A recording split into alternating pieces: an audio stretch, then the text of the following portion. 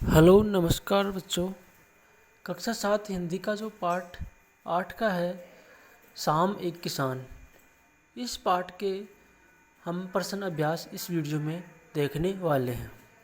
तो बिना देरी किए वीडियो को शुरू करते हैं। देखिए, इस कविता में से जो प्रश्न हैं उनको भी इस वीडियो में हल करेंगे और कविता से आगे वाले प्रश्नों को भी हम इस वीडियो में हल करने वाले हैं।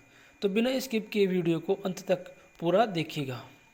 किसान से संबंधित जो पाठ है उसके प्रश्न पहला है, इस कविता में शाम के दृश्य को किसान के रूप में दिखाया गया है। यह एक रूपक है। इसे बनाने के लिए 5 एकरूपताओं की जोड़ी बनाई गई है। उन्हें उपमा कहते हैं। पहली एकरूपता आकाश और साफे में दिखाते हुए कविता में आकाश का साफा वाक्यांश आया है। इसी तरह तीसरी एकरूपता नदी और चादर में दिखाई गई, मानो नदी चादर सी हो। अब आप दूसरी, चौथी और पांचवी एकरूपताओं को खोजकर लिखें। तो दूसरी है एकरूपता चिलम सूरज सी, चौथी पलाश के जंगल की अंगीठी, पांचवी अंधकार पेड़ों का गल्ला। ये 5 एकरूपताएं थी जिन्हें हम उपमा और रूपक कहते हैं। प्रश्न 2 है, वो देखिए इस प्रकार से। शाम का दृश्य अपने घर की छत या खिड़की से देखकर बताइए। हमें को इसमें से 3 प्रश्न बताने क ख ग। शाम के समय होने वाली गतिविधियों।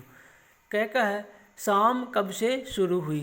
ख, तब से लेकर सूरज डूबने में कितना समय लगा।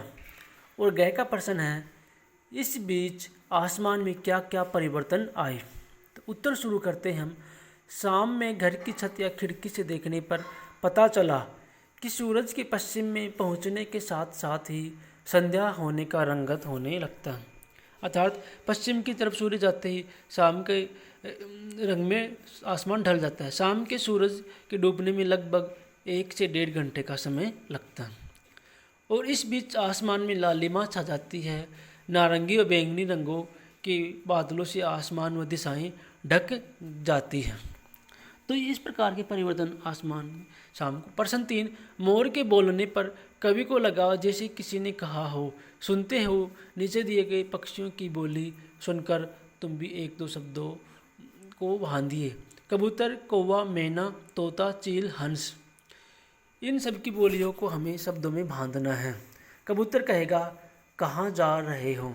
कौवा, सुनो रात न होने दो। मैना, तुम मनमोहक हो। तोता, तुम्हारा समय निराला है। आगे देखो, चील कहेगा, थोड़ी देर तो रुको। और हंस कहेगा, तुम्हारा कोई मुकाबला नहीं। तो प्यारे विद्यार्थियों, ये प्रश्न थे कविता से। अब हम बात करने वाले हैं कविता से आगे जो प्रश्न हैं उनकी। पहला प्रश्न, इस कविता को चित्रित करने के लिए किन किन रंगों का प्रयोग करना होगा। तो हमें नाम लिखने रंगों के। पीला, लाल, आसमानी, नीला, भूरा, सफ़ेद, नारंगी, हरे और काले रंगों का प्रयोग करना चाहिए। प्रश्न 2, शाम के समय ये क्या करते हैं, पता लगाइए और लिखिए। पक्षी, खिलाड़ी, फल वाले, माँ, पेड़ पौधे, पिताजी, किसान और बच्चे। इन सब की गतिविधियों के बारे में बताना है कि जब शाम हो जाती है तो ये क्या क्या कार्य करते हैं। पक्षी लोग जो हैं वो चहचहाते हुए घोंसले की ओर जाते हैं। खिलाड़ी खेल समाप्त कर विश्राम करते हैं। फल वाले जल्दी जल्दी फल बेचते हैं। और माँ हैं घर के काम निपटाकर परिवार के सदस्यों के साथ कुछ समय व्यतीत करती हैं। पेड़ पौधे दिन भर झूमते, पेड़ पौधे शाम के समय दम साधे खड़े हो जाते हैं, मानो विश्राम करना चाहते। पिताजी दफ्तर या दुकान से घर आते हैं, बच्चों के साथ समय बिताते हैं। व्यापारी लोग दुकानों पर बैठे रहते हैं।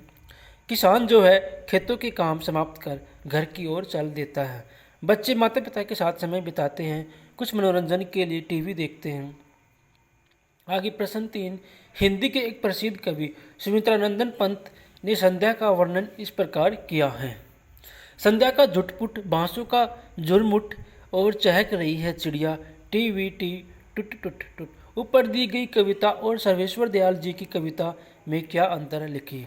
सुमित्रानंदन पंत द्वारा लिखित कविता में प्रकृति के शाम के समय बांसों के झुरमुट में चिड़ियाओं की गतिविधियों का वर्णन है, जबकि कवि सर्वेश्वर दयाल सक्सेना द्वारा अपनी कविता शाम एक किसान के रूप में जाड़े की शाम के प्राकृतिक दृश्य का वर्णन अनुपम ढंग से किया गया। प्यारे बच्चों, ये थे प्रश्न इस पाठ से, शाम एक किसान से, कविता और कविता से आगे। अगर आपको ये वीडियो अच्छा लगे, थोड़ा बहुत इन्फॉर्मेटिव लगे तो एक लाइक कर दीजिए, चैनल को सब्सक्राइब करना ना भूलिए। Thank you.